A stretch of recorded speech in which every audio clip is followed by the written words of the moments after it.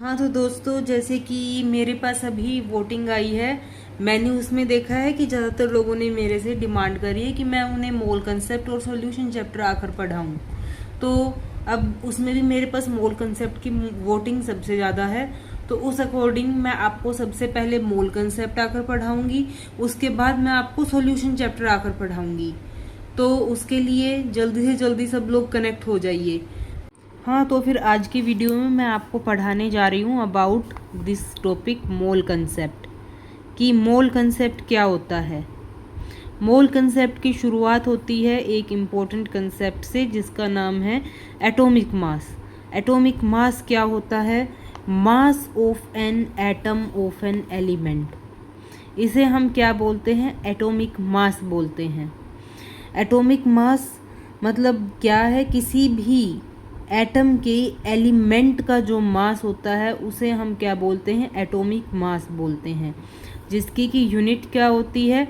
AMU, atomic mass unit हम इसे बोलते हैं। 1 AMU क्या होता है? 1.66 इंटू 10⁻⁻27 किलोग्राम, या फिर 1.66 इंटू 10⁻⁻24 ग्राम। इसी को ही हम क्या बोलते हैं? AMU बोलते हैं। AMU क्या होता है? 1/12 the mass of 1 carbon 12 atom. ये इसकी डेफिनेशन है AMU की, 1 AMU की।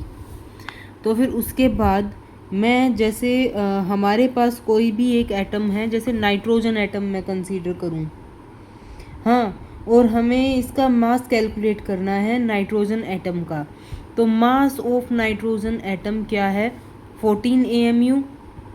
तो हम इस 14 को इस नंबर से मल्टीप्लाई करेंगे, जो ये वाला नंबर है, इससे, और इसे हम 1/Na इंटू ग्राम ये भी हम लिख सकते हैं। Na क्या होता है? एवोगैड्रोज नंबर होता है। हाँ, और फिर वैसे ही मतलब 24 ग्राम और -27 किलोग्राम, दोनों ही चीज़ें ये सही हैं, चाहे ग्राम्स में लिखो चाहे किलोग्राम्स में लिखो।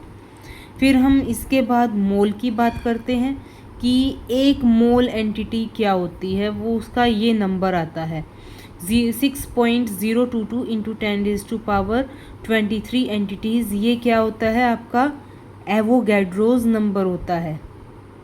इसी के बाद हमारा अगली टर्म आती है molar mass. Mass of 1 mole of nitrogen atom क्या होता है? Mass of 1 nitrogen atom 14 AMU होता है। तो मास ऑफ 1 मोल कि एक मोल नाइट्रोजन एटम अगर हम कैलकुलेट करते हैं तो 14 इंटू N एवोगैड्रोज से आप मल्टीप्लाई कर दो। ये हमारे पास क्या आएगा? 1 मोल ऑफ नाइट्रोजन एटम हमारे पास आ जाएगा 14 into N Avogadro's. 14 AMU into N Avogadro's हम लिख सकते हैं। 1 AMU, एक AMU की वैल्यू जैसे मैंने आपको प्रीवियसली बताई थी क्या होती है? 1/Na होती है। तो ऐसे ही हम ये चीज़ यहाँ पर सब्सटीट्यूट करेंगे। Na से Na कैंसिल आउट हो जाएगा। 14 ग्राम हमारे पास क्या आएगा? मोलर मास आएगा। मोलर मास जिसकी यूनिट क्या होती है? ग्राम्स में हम इसे कैलकुलेट करते हैं, जो मोलर मास होता है। तो इसी के बाद हमारा अगला टॉपिक स्टार्ट होता है। तो अगला टॉपिक हमारे पास क्या है कि हम नंबर ऑफ मोल्स को हम कैसे कैलकुलेट करते हैं। तो इसे हम मास की टर्म्स में अगर मैं आपको बताऊं, अगर मोल को हम मतलब मोलर मास से मतलब मल्टीप्लाई करते हैं तो हमारे पास मास आता है। और अगर मास को हम डिवाइड करते हैं मतलब ये मोलर मास से, तो हमारे पास मोल आता है, जिसका फॉर्मूला क्या है? N = given mass upon molar mass. हाँ, N क्या है हमारे पास? मोल्स। जो नंबर ऑफ मोल्स है हम उसे N से डिनोट करते हैं।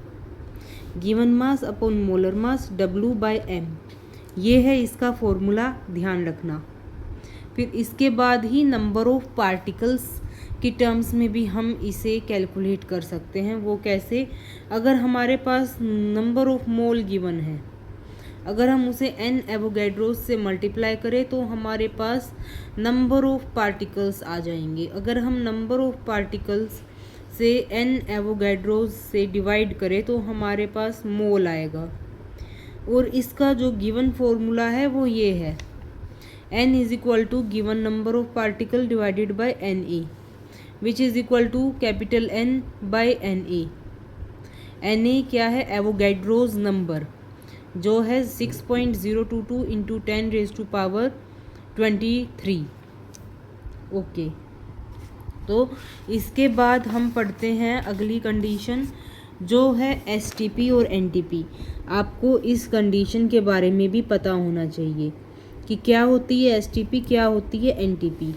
STP में क्या है? अगर टेम्परेचर 0 डिग्री सेल्सियस है, प्रेशर है हमारे पास 1 एटमॉस्फेयर, तो वॉल्यूम 22.4 होगी। और NTP में क्या है? अगर प्रेशर हमने 1 बार कर दिया तो वॉल्यूम हमारे पास क्या होगी? 22.7 लीटर। तो वैसे ही हमारे पास अगला क्या होता है चीज़ जो हम पढ़ते हैं, वो है calculation of number of proton, neutron और इलेक्ट्रॉन इन एन एटम। तो x इज इक्वल XZA, ये है रिप्रेजेंटेशन ऑफ एन एटम। तो A क्या होता है? इसमें मास नंबर होता है, Z होता है एटॉमिक नंबर। Z जो एटॉमिक नंबर होता है वो नंबर ऑफ प्रोटॉन होता है, mass number number of neutron plus proton, इनका सम जो होता है वो होता है मास नंबर। तो न्यूट्रल एटम में नंबर ऑफ प्रोटॉन और नंबर ऑफ इलेक्ट्रॉन इक्वल होते हैं, वो क्या होता है? Z वैल्यू होती है उसकी। और नंबर ऑफ न्यूट्रॉन्स की अगर हम बात करें A माइनस Z, ये क्या होता है? हमारा नंबर ऑफ न्यूट्रॉन होता है। तो अगर आपको फर्दर मोल कंसेप्ट मेरे से पढ़ना है, चैनल को सब्सक्राइब कीजिए and also keep sharing my this video among all the students. Thank you, happy learning.